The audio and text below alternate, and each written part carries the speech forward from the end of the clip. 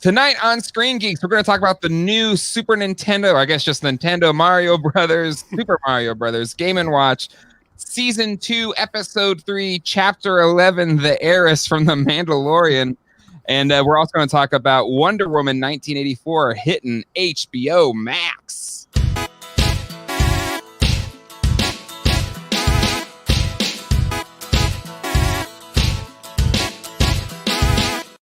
Hello, everybody, and welcome to Screen Geeks, your weekly live talk show where we talk about all things that are on screens, mainly TV and film. But today we'll talk a little bit of gaming screens, itty bitty little gaming screens. But yeah, how's everybody doing out there? Ralph, how are you doing? I'm doing well. You're very green today. Yeah, I know. Is it Green Lantern Thursday? Hey, got it. I showed up. Nice. I know it's the wrong era Bosk, but all my dudes. Is that a Superpowers 2? Or Power of the Force 2? I have no idea. It's Wait, from like 90s. It's like from the 90s. Let me see. Repeat game. Take a look. Oh yeah, that is the Power of the Force 2 version. This is like my favorite action figure. This version of Bosk. Mm-hmm. It's a good one. He doesn't belong in the MTV7, like he's from a different line, but he fits. Hey, that matters. And my Kenner Bosk is living in the Darth Vader carrying case, but is he not allowed to come out? I mean, it's kind of their territory right now. Okay. But I went and I looked for a snowtrooper because the snowtrooper is supposed to go in here. Vinyl capes. I realized that I'm in an area where a lot of the things I need still are vinyl cape characters, which makes things a little bit rougher to find using my sort of roughly $10 range. So, I will say though, if you're buying vintage Star Wars action figures, now's the time because the price has come down a whole lot. Really? Yeah. So. Do you have the window open? I feel like I hear. You probably hear. Well, no, I do, but I don't know what you're hearing. Is that bad? Yeah, that was it. Yeah, I was hearing Southern California out there. It was nice. Yeah, I kind of just ran in here real quick. Oh, you're good. But what were we saying? Something about something. I missed it. Kenner's price is going down. Yeah. So if you're gonna buy vintage Star Wars, now's the time to strike because I know you tried in at $10, $15 range, but there was a time like a snowtrooper would be really expensive, but now they should be relatively inexpensive. Yeah. Just saying. Yeah. Check in with the chat. We got Fetz is here, and he says that he's having issues with the iOS chats. Anyone else using iOS and not been able to chat on the live stream or casting? It seems to have happened after a recent YouTube update. I don't know about that one, Fetz. But if anybody else knows the fix, let us know. And then, Ralph looks peckish. I look like I'm underwater. Yeah, like what's up with the lighting? So you might have noticed this last week too, is usually when we record, I have the blinds open. That's right, yes. And the light comes in. Somewhere along the line in America's history, we decided to do daylight savings, and so no light comes in anymore. So I'm fiddling around. I don't know if I could get it over here. It's literally like a reading lamp, and I can't. Well, you can see. I usually get it pretty soft, but I look like I'm underwater. Yeah, it might be the color. It might need like a warm light or something. Right. That could help. If everyone looks in the reflection of my glasses, you can see my ring light. Your ring, yeah. But yeah, well, excited to be here tonight to chat with you, Ralph. We got some Mando season 3 to chat on a little bit. Even though if you want to hear a deep dive, they should check out your Mandalorian podcast.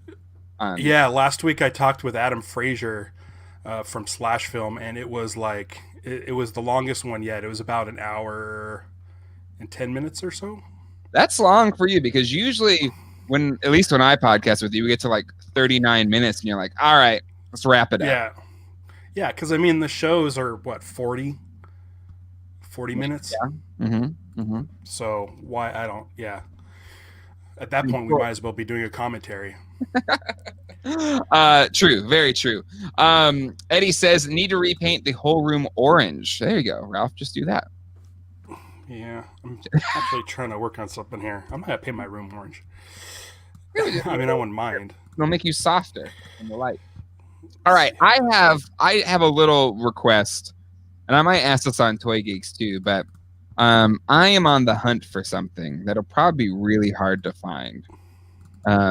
And so Christmas 1988, I got the Bigfoot Power. Bigfoot? Wow. So this is me in 1988. San Diego?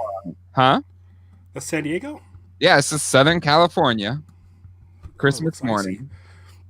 It's just wet. I think it's just wet.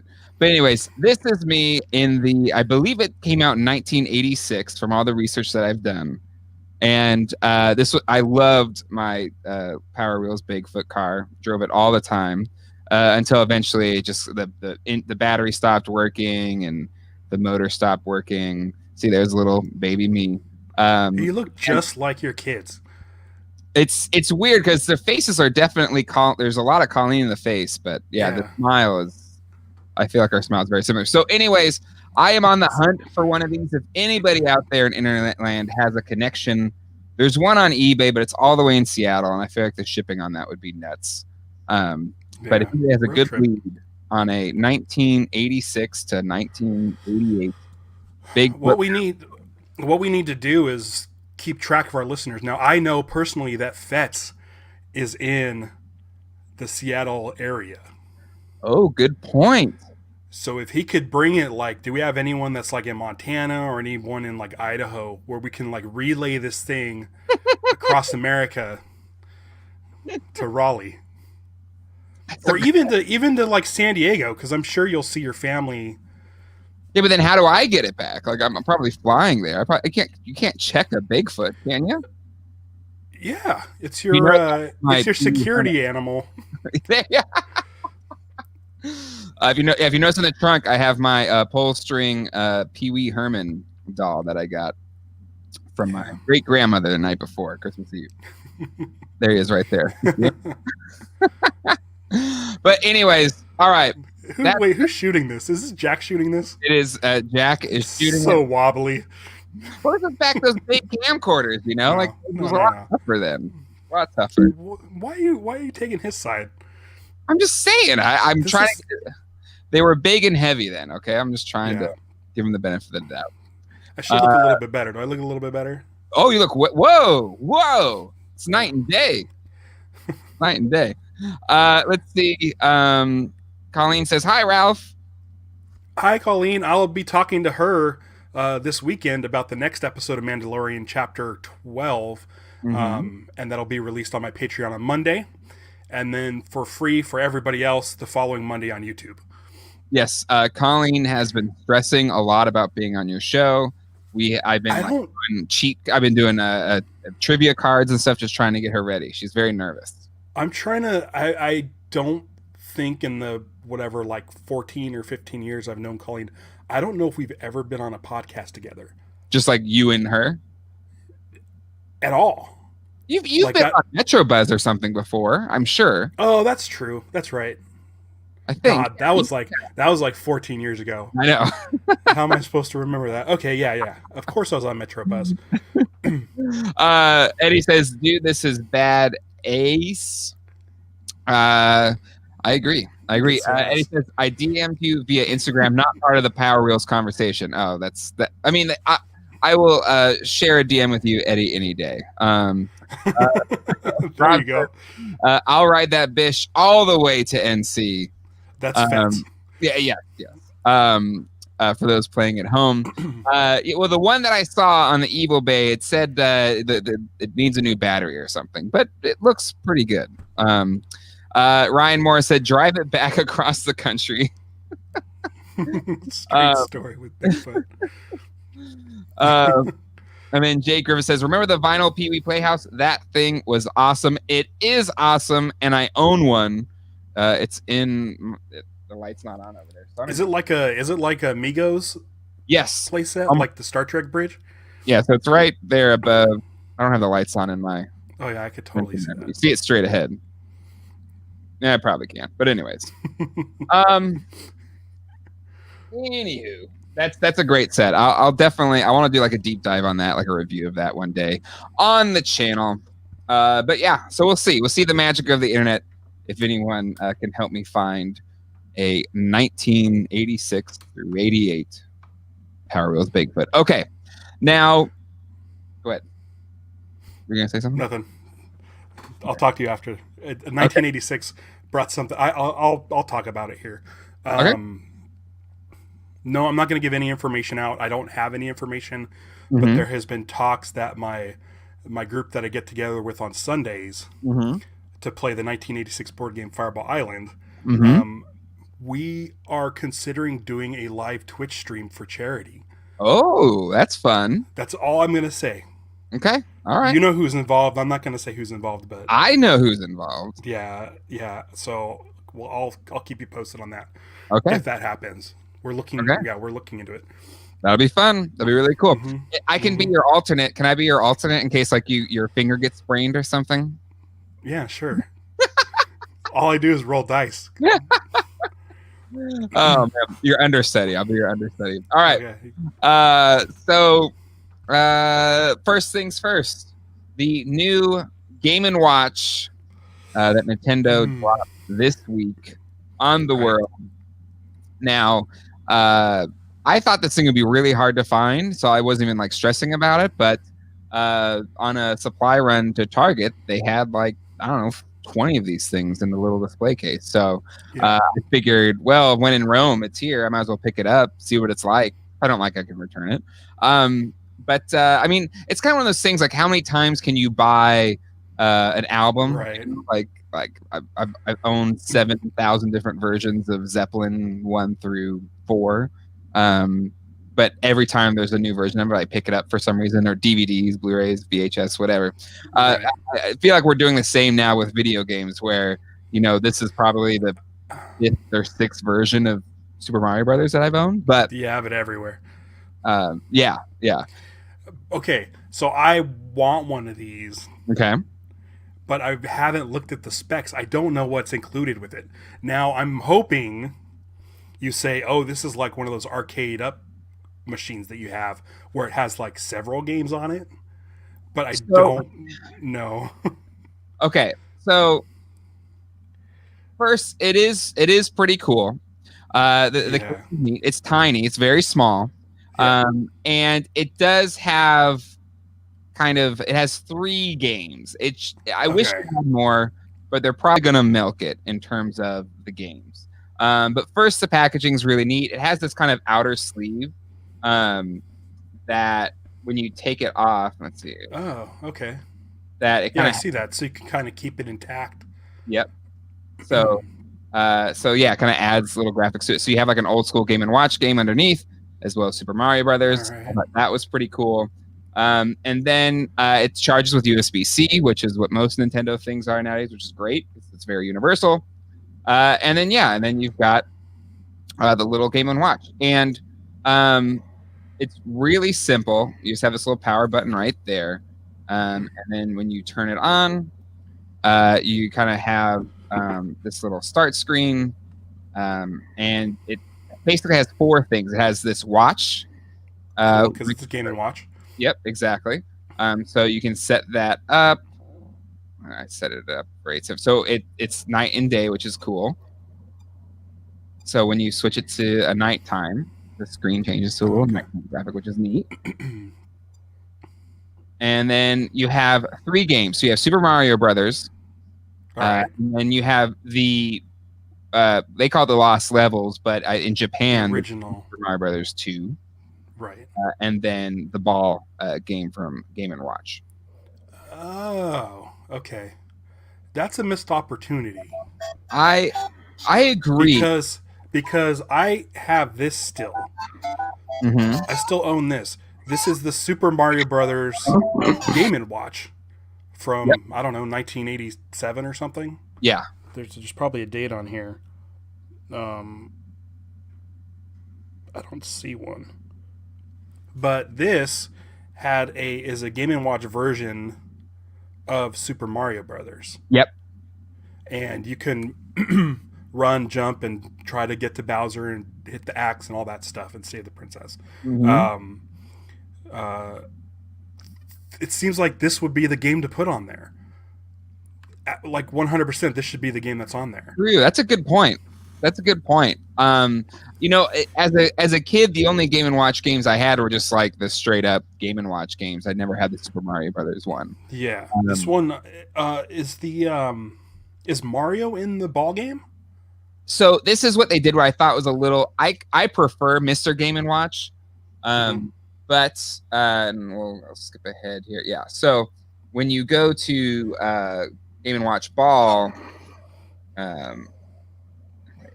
Game A, they put Mario's head on it, which I was like, yeah, I guess if you don't know. Oh wait, I'm not showing it.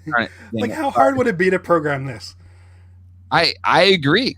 Hold on, sorry. If that third game was this, I would like totally be excited about that. Mm-hmm. Because this one, it still works, but some of the, I don't know what you call them, the displays, the little black displays, are out on it, so it's not really that functional. Oh yeah, I see they put Mario's head. I mean, that's fine. But if you're celebrating the 35th anniversary, or is it the 35th anniversary of Super Mario Brothers, it's a no-brainer. Yeah, you're right. It's a good point.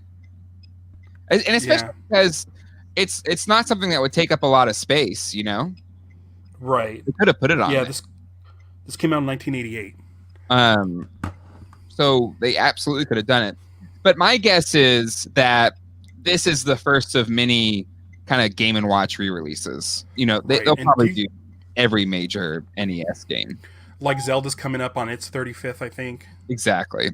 That would be cool. Like, I mean, really anything. I think any... You can probably go through the whole catalog that they put on the mini NES. And I bet you it would be... And they'll probably put a new Game & Watch game with like each of them. Okay. So it's a bit of a shrewd move, just because. I'm going to put some more gameplay here. And there's no that port is for power only, right? You won't be able to download games. I'm sure they could do some hacking. I really think they could. And I think Fetz even asked it. Has it been hacked yet? I'm sure in time it will be. But it's neat. It's a neat little thing. Right. It's not that expensive. I think it was $49. Yeah. So it's a neat kind of. It's obviously meant to be like a gift. Good kind of maybe a little bit pricey or stocking stuffer kind of deal. And yeah, I dig it. But you are right though. I wish it could have been a little bit more, but we'll see if people can hack it and probably add other games to it and stuff like that. And you said you can set an alarm, right? I would assume so. Let's go to the time. Because this one you can set an alarm. I remember waking up to like Bowser music, and Bowser like lifts up his head and shoots fireballs to wake you up. But yeah, I mean, it's pretty cool. Like, I like it. I like the idea. I like that it's Mario 1 focused. Mm-hmm. But yeah, that Game & Watch game it'd be Super Mario Brothers. Maybe they'll do like Super Mario Brothers 2, and then they'll put the Game & Watch one on that one. Or 3. If they did Mario Brothers 3, I'd get that. I'd know like right away. Yeah, absolutely. That'd be awesome. That's what I'm saying. It's a neat idea, and I'm sure they will they'll do they'll do a Super Mario Brothers 3. Absolutely. They'll do a Zelda. Right. They'll do an Excite Bike. They'll do every one of the big ones. No doubt in my mind. I mean, I don't know. I mean, I feel like using this Game & Watch with the technology we have now, where you look at Switch games that are, this big, they're super tiny. Like, they should be able to make one of those Game & Watches a fully functioning NES system where you can buy any game in their library and put it in the back. Probably. I think we could get to that point. That would be a lot of fun. Or you just, again, you have a USB port and you just like download it to it or something. Right. It would be like an iPod, but for games. Yeah. Kind of. That's pretty cool. I like that it's really small. And even the one I'm holding now from 88, even though it's small, you're only dealing with one D-pad and 2 buttons, so you don't need to be gigantic. Because it looks comparable to this. And this feels good. This feels good in my hands. Yeah, it doesn't. It's small, but like again, as I'm holding it, it doesn't. Yeah, it's not the size of an NES controller, even though the buttons are smaller. Yeah, and you don't need like shoulder buttons or complex movement or joysticks or stuff. So I think it would be great if they just made it a Nintendo and started putting games out. Nintendo won't do that though. Like they just keep making these things and making you buy multiples of the same thing again. Right. As cool as that would be, I don't think Nintendo will ever do it. Right. So we will see. Go into the chat. Let's see. Fedstead asks if it's been hacked yet. Akeem says it's tiny. And then Ordinary Joe 79. I'll take a Kung Fu or an MLB baseball. Down with that. Yeah, that'd be fun. Ryan Moore says barely hacked. It's not promising. The USB is pinned to charge only. You have to open the case and dump the content to modify it. There's no apparent user accessible I/O. That's a bummer. And then Jake Griffiths, when they drop the Zelda one, I'll pick it up. Yeah, again, Zelda would be great. Now there isn't really a save other than like when you pause it and move to something else, it's saved where you were. So that would have been nicer because the mini NES you could save, which was a feature the original ones didn't get. And Brad Brooks says, "Yeah, I'd get Mario 3. Yeah, Mario 3 is. Right. I think you know what? I always had a soft spot for Mario 2. I think it's a fun. Yeah, I like Mario 2 as well. Kind of a port of a different game, but I do dig it. So there you go. It's the Super Mario Brothers Game & Watch. Again, I know when the first day they dropped, there's a lot of people going all over to try and find them. It is not like the Xbox One, or I don't know what the nomenclature is now. Whatever the Xbox One is, and the new PS5, which are very hard to find. Again, I just walked by my Target and they had a whole case full of these. So if you're going to get one as a Christmas gift, probably try and find it now when they're plentiful, before closer to Christmas time when they'll probably be all sold out. There you go. Right. There you go. If I get one as a gift, I'll be happy as a clam. All right, there you go. Yeah. The hints are out. Is Stevie within earshot, Ralph? She received a text with a link. That's how you hint over here. So we'll see if it happens. Nice. All right. Scott D says, "What's the first video game you remember playing?" Mine was Threshold on the Apple II. We got an Atari 2600. I remember this very vividly, and my dad went and got it after work. Mm-hmm. Came home, we had dinner, we watched TV while he set it up, and then we immediately got shoot off to bed so they can play. so probably Pac-Man for Atari 2600. Okay, nice. Yeah, nice. Yeah. So our first gaming system at home was the NES. I remember if you listen to my older podcast with Jack, he brought it home, and it was kind of similar. he really wanted to play Mike Tyson's Punch-Out. And I love that. Put that on this thing. I'll buy that in a heartbeat. Yeah, 100%. And he was obsessed with that game, and he just would play it into the night, like all night long. But I think the game that I played first, it came with the Super Mario Brothers and Duck Hunt. So that was I know that was, I can't remember what of the two I played first, but it was definitely that cartridge. I was too young to be able to play Tyson's Punch-Out that well. And then we also had the Olympic Games. We had the running pad.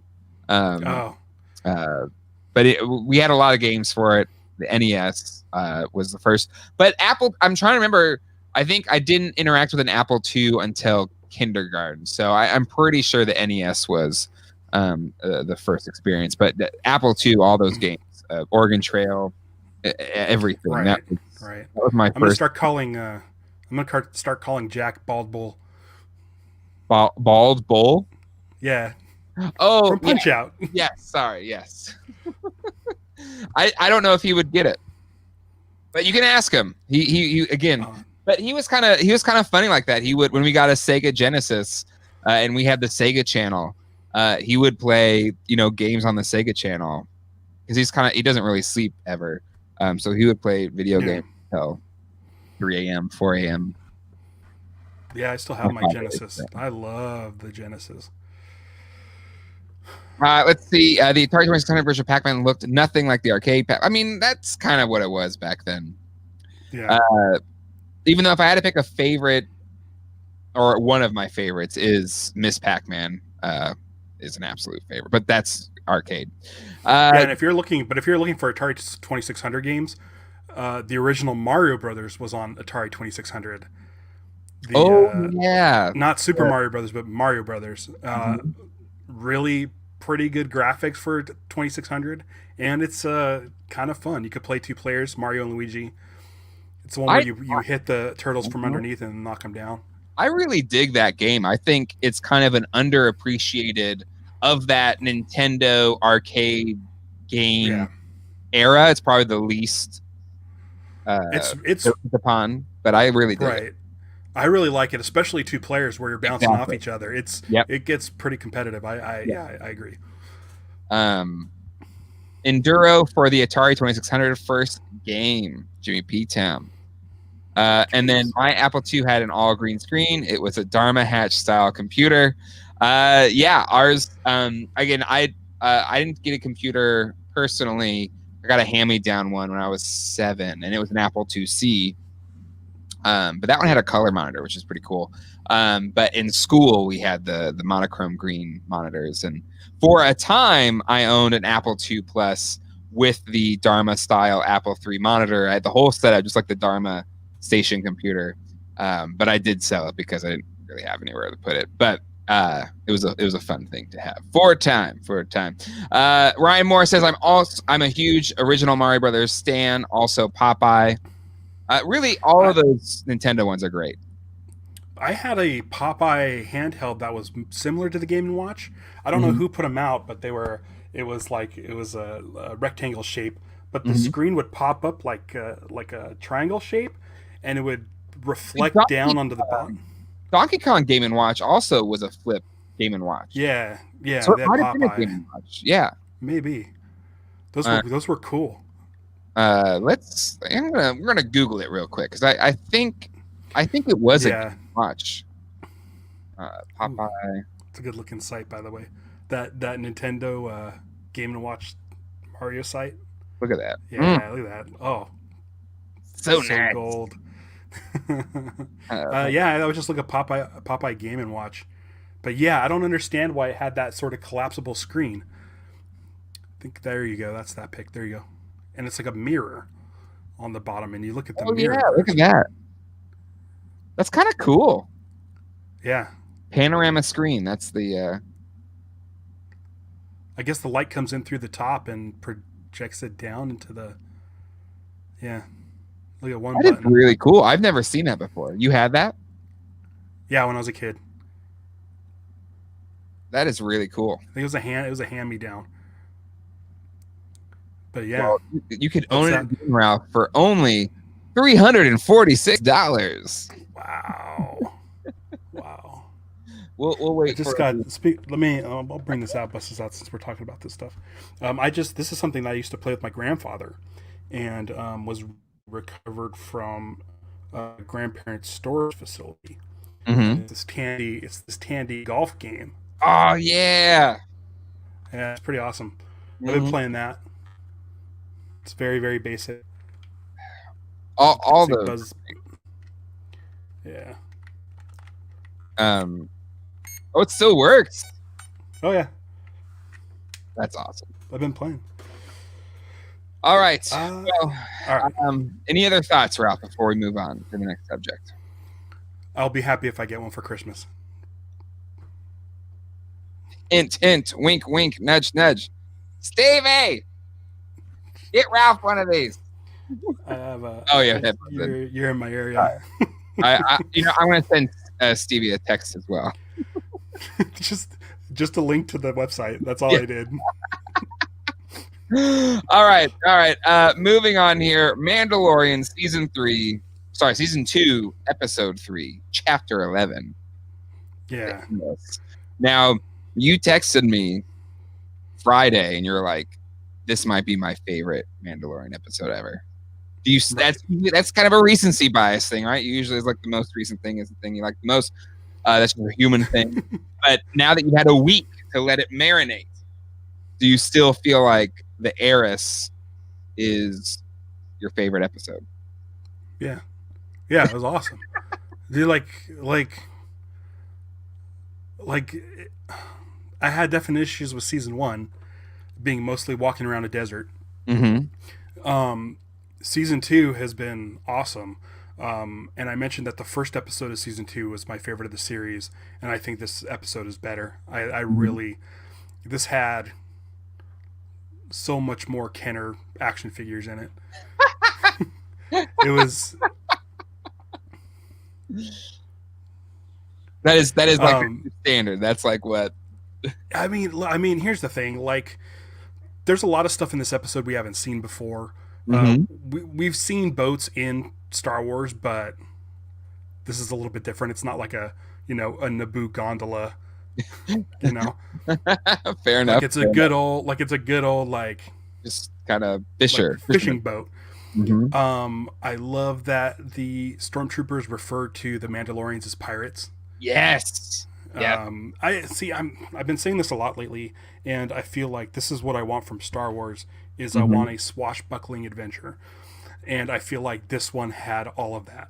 Like these guys fighting on the side of a ship with stormtroopers, like fist fights and stuff. Yes. Like it felt like an old adventure serial. Mm-hmm. And that's all I want from Star Wars. Yeah. I don't care about the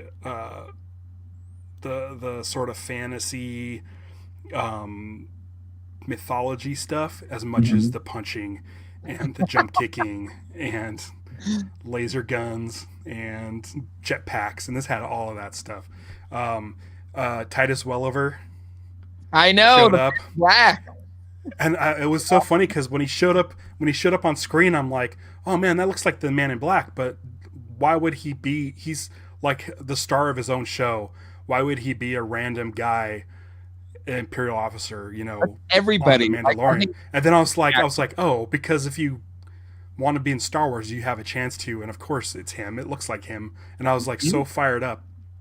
The other thing that cracked me up was the deck officer, who was the other Imperial officer in the episode that was in the cargo hold. Yep, he was on Conan for years. Oh yeah, and that's where I knew him from. One of my favorite characters of his was the coked up werewolf, and so I'm like, dude, that's him. So I was excited. I was excited about the casting of both of them. But dude, Titus Welliver, come on, he's the Man in Black. He's like, he's the coolest. He is. No doubt about it. But yeah, I mean, everything about it was great. Mr. Frog and Frog Lady's reunion that was so great. Sweet. I was so nervous at first because I was like, "Oh, is You're not going to be there? Oh, there they are. Oh, yay. You have the Mon Calamari and the Quarren. Just like it was. It's interesting they're together because, they're through most of the Clone Wars, they're kind of warring factions. I mean, they've had very thin treaties in the past, but what's great about this is if you watch those Clone War episodes, both of their civilizations are very highly like, I don't know how to describe it. They're like rich civilizations, big underwater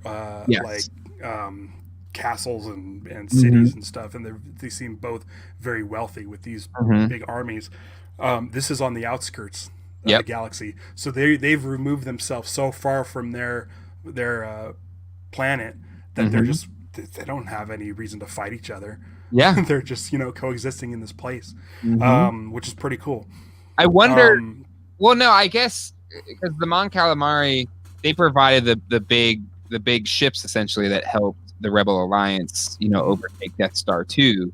But I was curious if there was maybe a purge of. Is the Mon Calamari the planet as well that they're on? I'm trying to remember the planet. I think it might be Mon Cal. I'm sure if Rob is still in here, he'll let us know. Yeah, exactly. But yeah, and they also helped in the Battle of Scarif. Mon Cala. Yeah. They were in the Battle of Scarif and the Battle of Exegol. That's right. Yeah. So they've been part of the Rebel Alliance. Yeah, I didn't know if there was maybe a purge like Mandalore went through where it was kind of wiped out or something, and that's why they're on the outskirts or something. What's left of there? I don't think so. I think this is just a place where they can. I mean, if you're Mon Calamari and you're in a planet that's full of war and your people, have these armies and stuff, and you don't want to be part of that, you go to the outskirts. You go to the outer rim. You go to a planet that's covered in water.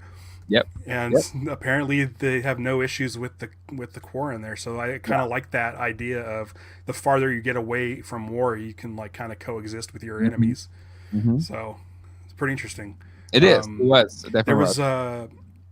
I did notice after, I didn't mention this on my show, but I saw this on Twitter afterwards, that the shots of the Razor Crest losing power and crashing into the atmosphere and landing, it's a shot for shot remake that Bryce Dallas Howard did of her father's movie Apollo 13 as it comes in for re-entry. So even the interior shot where you see the control panel with the water dripping from the condensation from the heat, it's a shot for shot. So if you go to like Bryce Dallas Howard's Twitter, someone had put did a split screen between those two.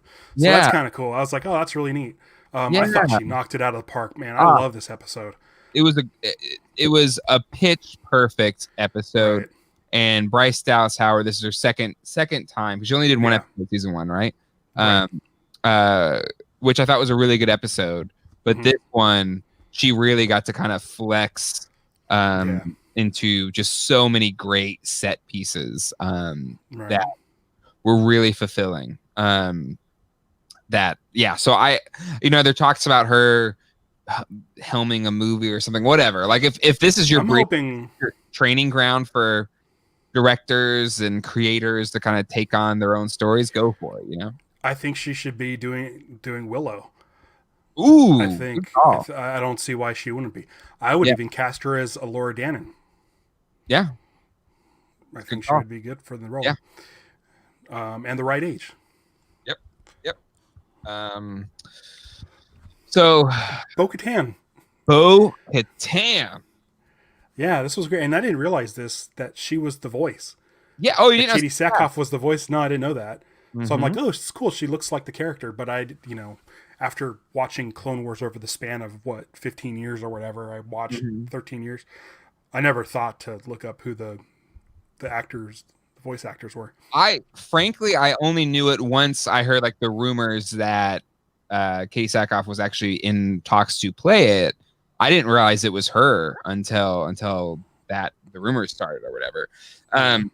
But it was kind of a funny thing because I've watched some of her interviews, kind of like her press junket kind of interviews this week. And, this character, Bo-Katan, is the one she has played the longest. Starbuck is the character that kind of brought her into prominence. And again, for anybody that loves Battlestar Galactica or the reboot Battlestar Galactica, she is amazing in it. But this is the character she's played the longest. So it's really cool that she got to kind of continue to play this character. And I thought the translation, because this is her Rebels appearance. So this is the last time we saw her in terms of the same scar on her head too. Correct. Yeah. And the last time we saw her was season 7 of Clone Wars. But chronologically speaking, this is the last time we saw her. And she had the Darksabers. It was kind of given to her the last time we saw her in Rebels. Right. And clearly, Moff Gideon has it now, and she's trying to get it back. So that's what's happened from the last time we saw her to now. But it's awesome that she's still around. And I thought it was a really kind of cool interaction between her and Din Djarin, with him kind of freaking out that she took off her helmet. And I thought it was a really nice way to kind of broach that subject, because for people that watch Clone Wars or Rebels, the Mandalorians in that show always take off their helmet. They take off helmets all the time. So there was going to have to be kind of an explanation for why Din Djarin, or the Mandalorian, and his kind of sect of Mandos did not remove their helmets.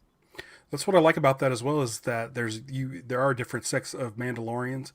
George Lucas has mentioned in the past that there's like different sects of Jedi. Mm-hmm. Like he always said that Qui-Gon Jinn believed in the living force, whereas other people might believe in the spiritual force. Mm-hmm. So if you look at it, like if you have a problem with midichlorians and stuff, that's just one line of thinking. People have different ways that I grew up in like going to Catholic school. And in high school, I learned that there's different ways to approach like reading the Bible. You can take it literally, or you can just take it as sort of just stories that are there to like help people out. You can say like this is a history book, or you can say this is a book for lessons. And I like that they're bringing this into the Mandalorian. For a couple reasons. First is because it does explain why these guys have their helmets off and why the Mandalorian doesn't. It also might give Pedro Pascal an out, because I know he's been saying he doesn't want to wear the helmet all the time. He wants to be seen on the show. So maybe he'll start to adopt some of these other philosophies from different sects of the Mandalorians. And I think it's a nice way. I mean, I feel like if you're going to have Katie Sackhoff, you're going to show her. Absolutely. So it's a real nice, easy way. And what's great is it works with the story, because later on, it's obviously that she's versed in his version of what a Mandalorian is, and she uses this is the way sort of against him, like she's kind of uses it to manipulate him. But you can just kind of tell, like when she says that to him, he's like, oh well, she's using that against me, even though like I know that I'm right and she's wrong. Maybe the thing that I believe isn't the only way. There's probably more than one way. So he's going to start learning, I think, as he goes along, that he doesn't have to stick to his religious philosophies in order to get stuff done. It might even be holding him back. Absolutely. It'll be interesting to see how he interacts with Ahsoka. Because now here comes a Jedi ideology coming in, and not necessarily a Jedi ideology, but this is someone who was a diehard part of the Jedi Order who abandoned that. And so I'm wondering what her story will bring to him. Like, is he going to see her and say like, oh, maybe I don't need to stick to my religion. It's worked for her. She's going based on her gut, not based on what she's told to do. Well, so it'll be cool if they play off of that.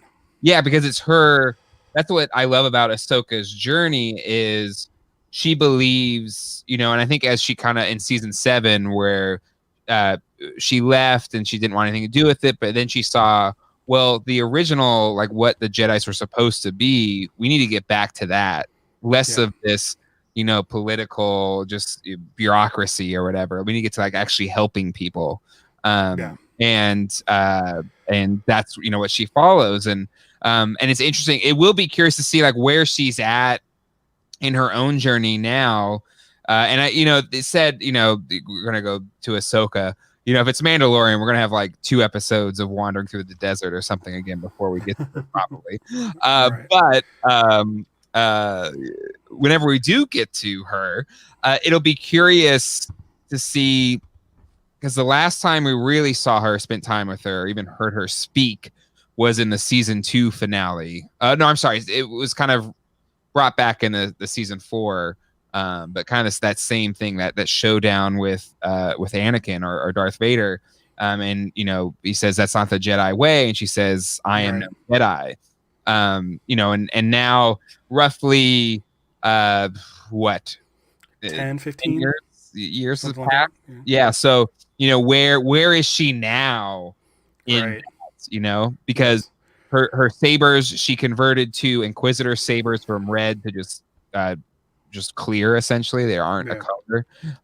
It'd be interesting to see like where is she at now in that. Right. Do you think she would give up one of her sabers for Baby Yoda? Give it to the Mandalorian for him to use to protect Baby Yoda, or possibly hand off to Baby Yoda when Baby Yoda's old enough to use it. But we do have a darksaber. Mm-hmm. And Ahsoka does have a clear white lightsaber. Mm-hmm. We got to see Gideon versus the Mandalorian at some point. I would a lightsaber duel. Maybe, right? Because if it's Ahsoka v Moff Gideon, it's no contest. Ahsoka's going to win. Yeah, right. It's not even there's no point. So it'd be better if it was 2 people that aren't necessarily like force sensitive to wield sabers against each other. It'd be interesting. It was kind of a cool storyline in Rebels where you had Sabine Wren. She was trained to use the darksaber, even though she's not a force or extensively a force sensitive person, at least at the Jedi level or whatever. But it'll be very interesting to see for sure.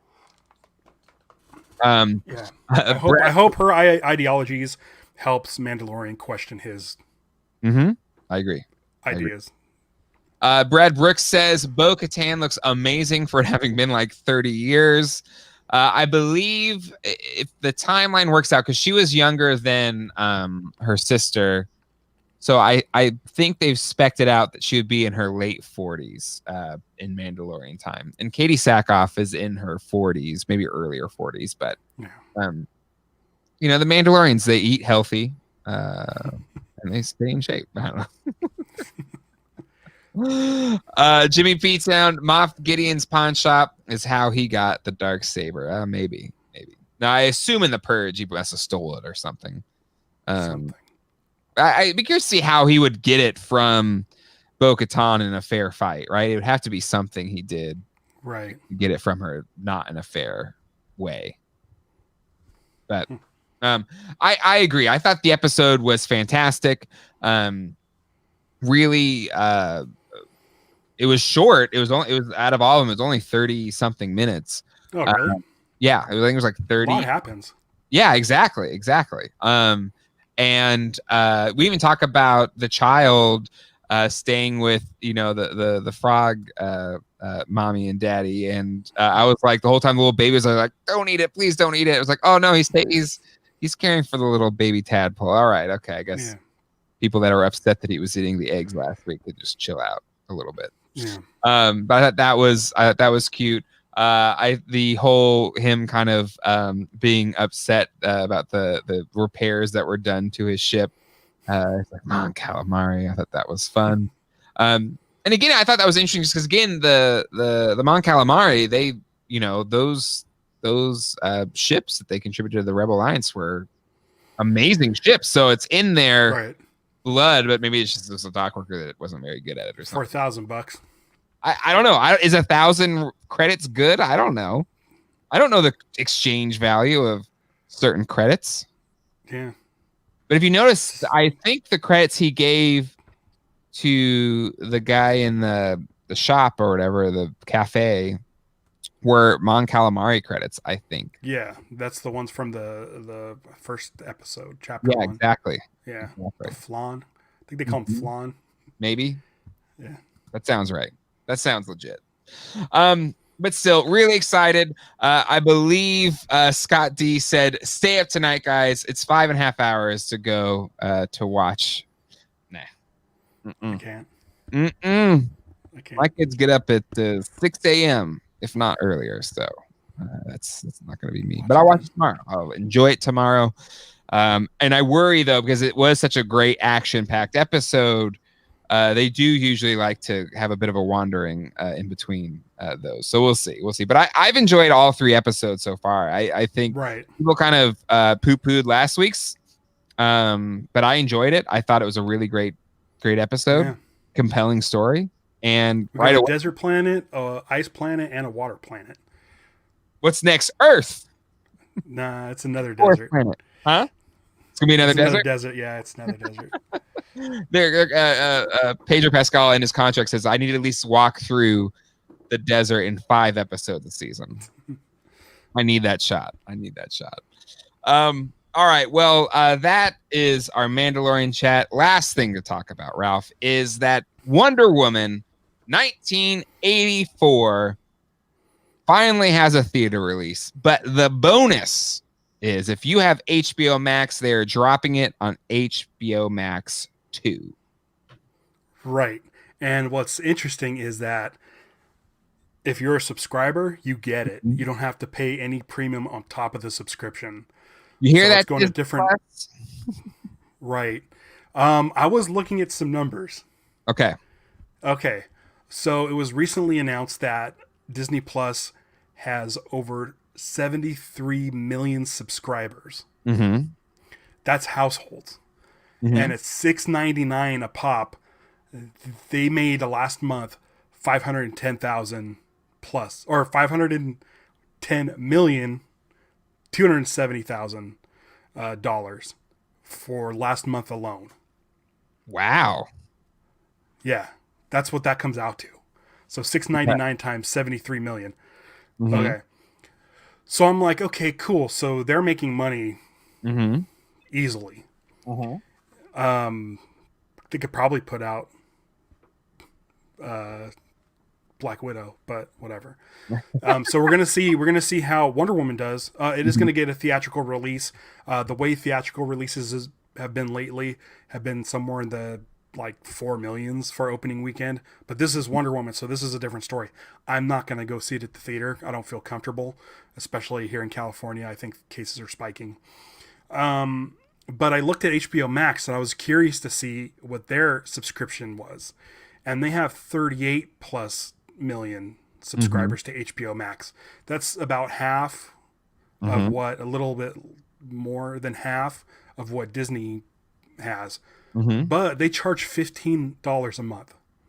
So they're right now, they're at 570 million a month. Oh, interesting. Now, so they're actually making more with less subscribers. So I'm assuming their line of reasoning is they're going to get a huge spike of subscribers on December 25th. Sure, yeah.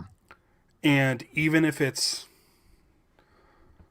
I mean, like 5 million new subscribers, which seems lowballing it, but they're going to make a ton of money.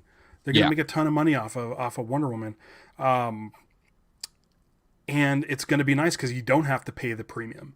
Yeah. I have some concerns. Really? HBO Max does not stream in 4K yet. It doesn't? So it doesn't. Oh, it streams in HD. Yeah. So that's going to be, I know they've been talking about getting it up and running. They better by December 25th. Yeah. They better figure it out. If they don't, I don't mind paying a premium and buying it on iTunes the way that like a Trolls 2 did. Yeah.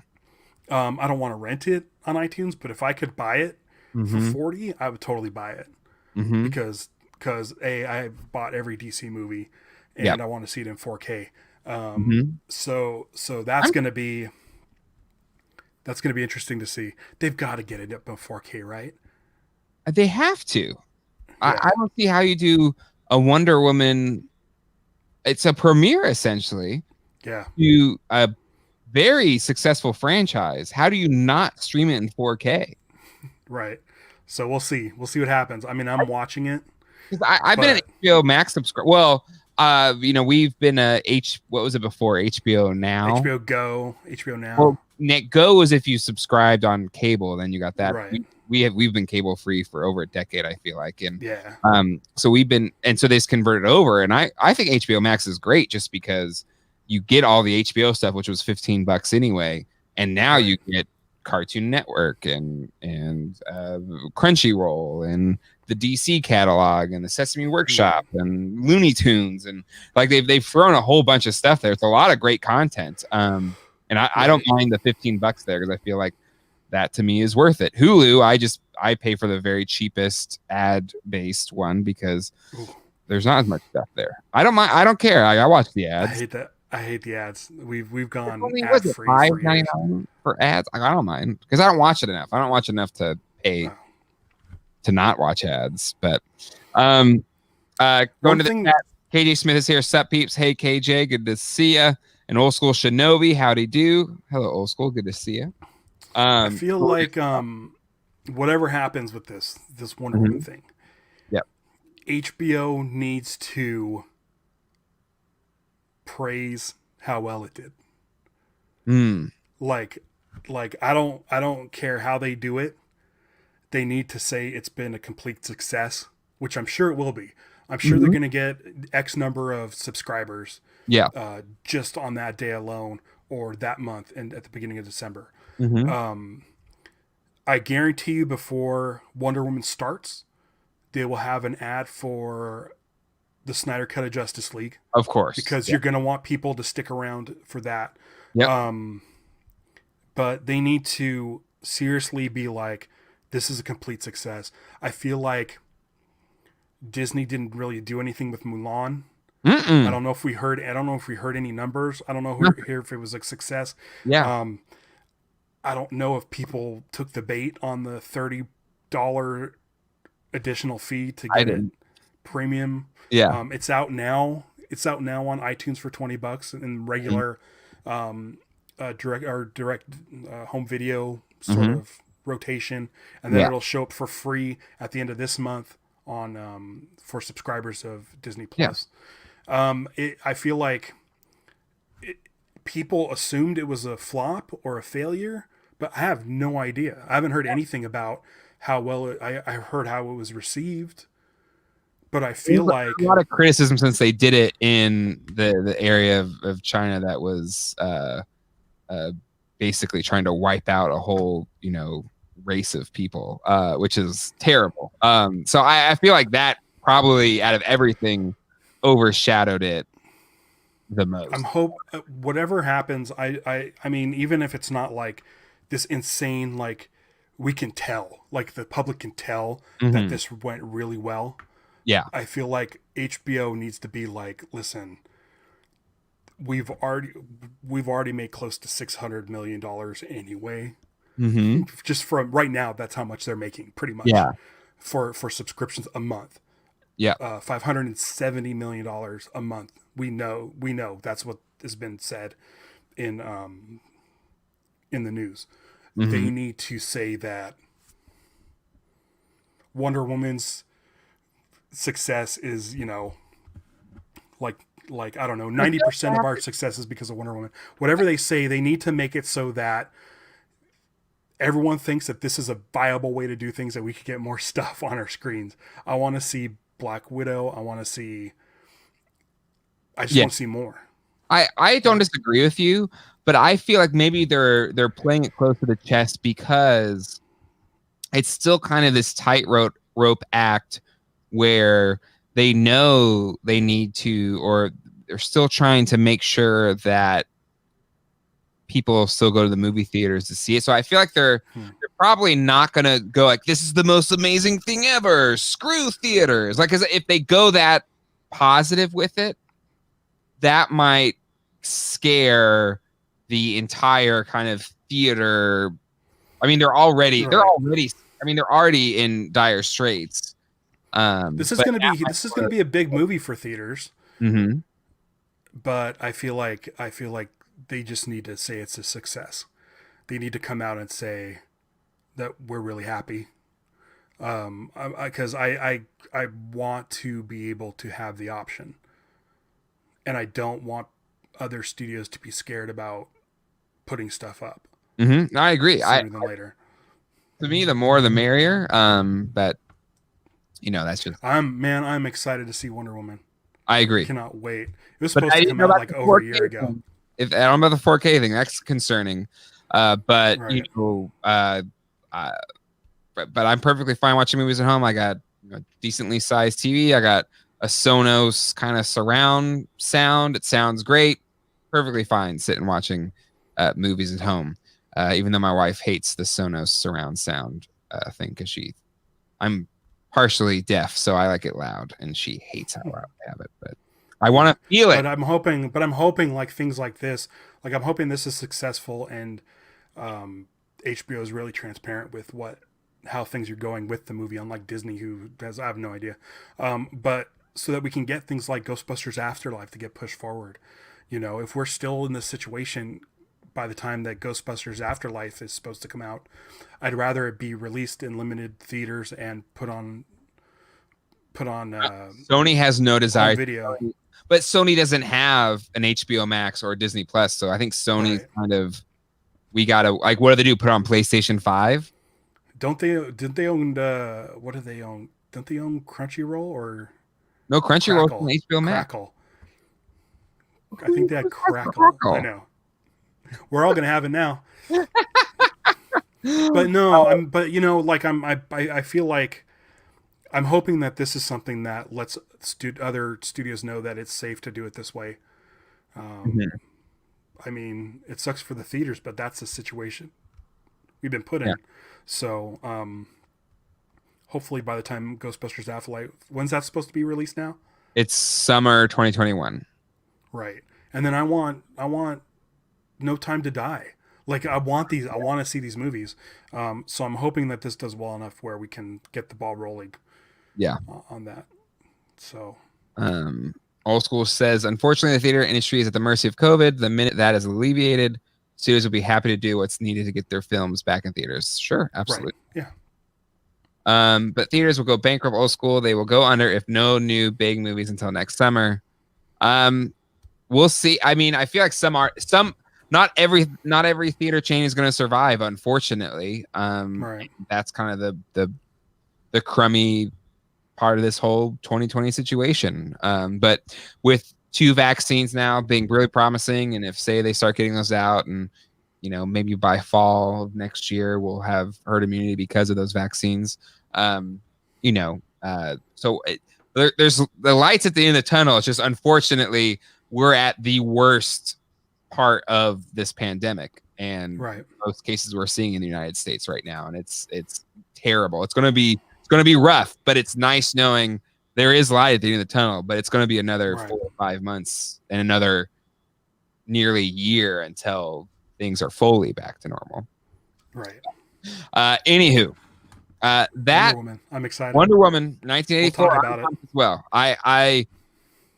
I'm a nostalgic guy. I'm a kid of the 80s and 90s, and I love everything that's been set in the 80s. Like it's some reason the 80s is lived beyond its kind of 24-year-old window or 25-year-old window, where 25 years later everything of the 80s becomes popular. And we're now from 1980 to now we're 40 years, but it's still very popular. And it's interesting because in the 80s, the 50s were kind of, everyone was nostalgic for the 50s, where you had Back to the Future or Pee Wee Herman's Playhouse. It was very much like a howdy doody 50s kind of nostalgic kind of thing. So it's neat it's that the 80s is still very much a driving force in our culture today, which is cool. As an 80s kid, like as when I was like 10, I was obsessed with the decade I was born in. Nobody else was, but now everybody is, and it's fun. It's a lot of fun. All right. Well, that is hopefully an orange darkness doesn't snuff out that light at the end of the tunnel. We're so close yet so far when it comes to getting right on track here. No doubt. It's the never-ending story, but just it's never-ending story, but just the horse stuck in the tire. That's exactly what I was thinking. We're Atreyu's horse. Oh God. Anywho, all right. That is it for this episode of Screen Geeks.